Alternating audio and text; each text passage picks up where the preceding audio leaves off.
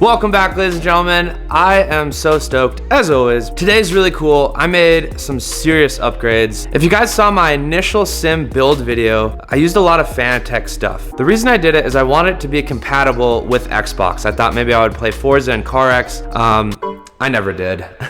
So that was a lie. The DD2 is just too serious of a sim wheel. It's nice that you can make everything compatible, but throughout the last year, I didn't realize how big of a tool the sim would become for me to progress my drifting and learn and practice. I mean, I drift on it every freaking day. So it's time for some upgrades, and I'm so stoked to show you guys the upgrades, and then we'll go take them for a test drive and see what it's all about.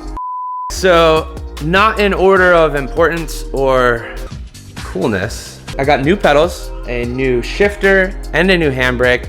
I also converted from triple screen to dual screen. I'll talk about that in a sec as to why I did it. And then I tried my best at doing some wire management. It's not where I want it, but yeah, that's where we're at. So first, I'll show you guys kind of what I did with the whole sim, and then I'll show you guys the components.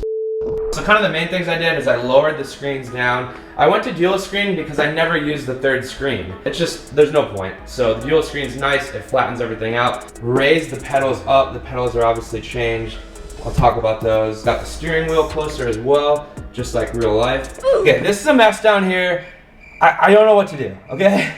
All it is reeled up wires from the valve index bases, as well as all the stuff for the neon sign. Obviously, that's a mess. I don't know what to do about it. I started kind of rolling some of them together and zip tying them. They're like way in there. The wiring's a lot cleaner, I think. So I mounted like the power brick with this cool little mount. It's got carbon fiber. So overall, it's a lot cleaner. Some of you guys were like flaming me for it. I tried my best. Not a wiring pro by any means, but yeah. All right, next up, let's talk about the shifter. So it's a Pro Sim Sequential Shifter. It was actually developed with Quaife, I hope I'm saying that right. I've never known how to say their name, comment below, but they actually do stuff for transmissions. They make real parts, and so it actually uses gears from some of their transmissions for the shifter. Check this thing out. I didn't realize how much like the pull force on the sequential was in my real life car, because I never had one before. You have to freaking like jam on it. And so this is much more realistic. This actually feels like my real car now. Obviously, you can always use some practice on, you know, H pattern and sequential, but for me, my main comp car this year is sequential, so I'm gonna just stick with that for now and drive everything in sequential mode. All right, so the next upgrade is the RealGear RALLYpro Xtreme Handbrake. I knew I was forgetting one part of the name. By the way, guys, this is not a sponsored video or anything. I bought all these things with my own money.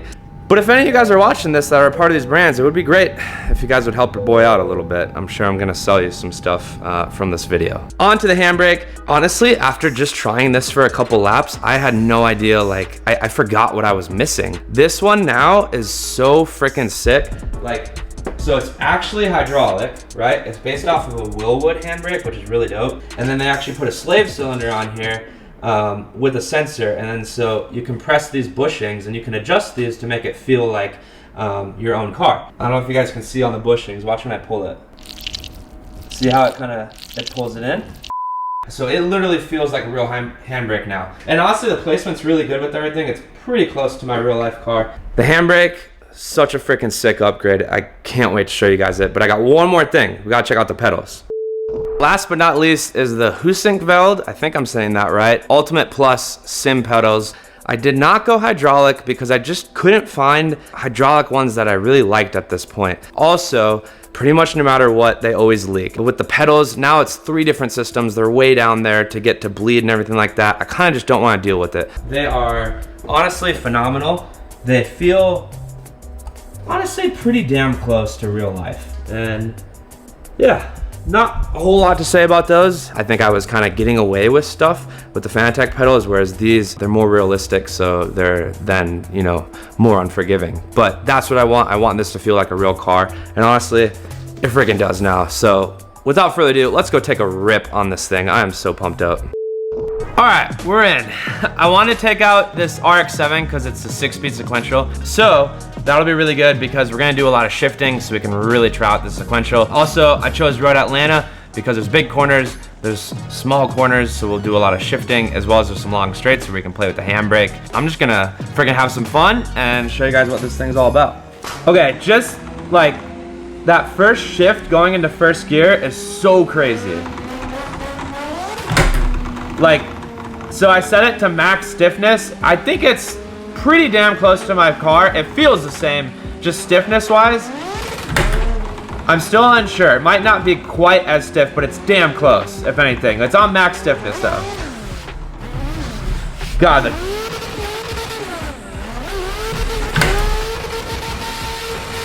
I definitely need to extend the shifter a little bit. It's longer in the R32.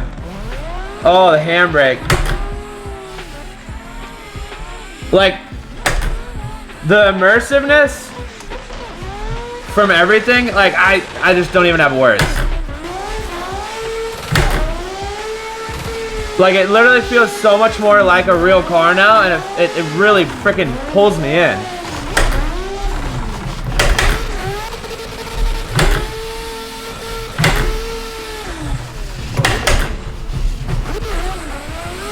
Ah, it's so good. The up shifts and down shifts, like, you can like feel them. I know I don't have motion, but because of how aggressive it is, like, oh, it's so good.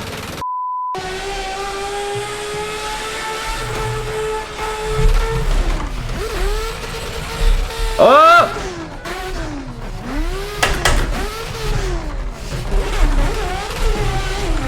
Ah, too much. Say that you're fine. I thought we had her. Let's do the FD layout. I think we can do it. Does it let us go through here? Oh, it feels weird. It's kind of slick.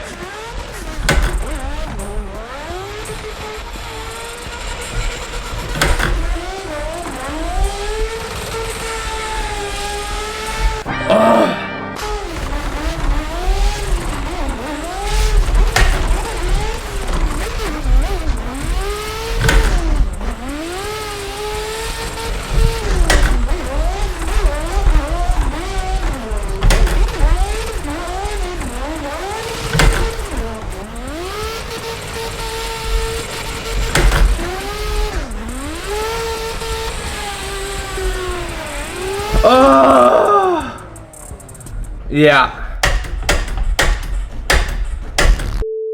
Yeah, this is freaking next level. I love it. I love it. All right, that's it for this video. I hope you guys enjoyed this. Hope you learned a little bit from it. There's nothing wrong with other components. These just make it that much more realistic, which is really, really important, especially for someone like me, who is drifting competitively in real life. So to me, anything like this, it just helps. And also, I forgot to do a merch plug. God dang it, but please check out our merch. Anyways, I love all of you, and we'll see you in a couple days. Peace.